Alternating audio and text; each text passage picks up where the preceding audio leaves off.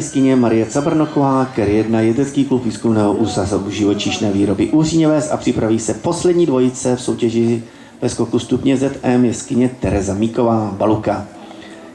Klára Holá s koněm Lišarp dokončila parkour přesně v limitovaném čase, rovných 76 sekund.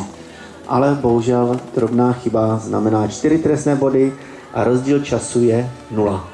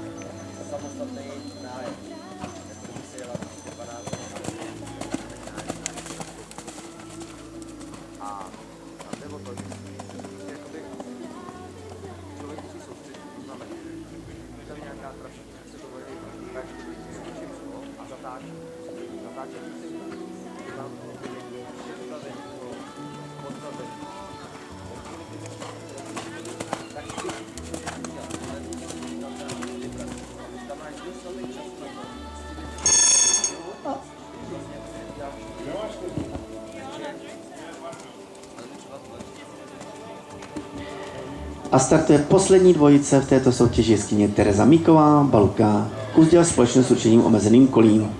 Marie Cabrnochová s koněm Ker 1 na parkour čas 77,16 sekundy, 4 trestné body a výsledek rozdíl času je 1,16 sekundy.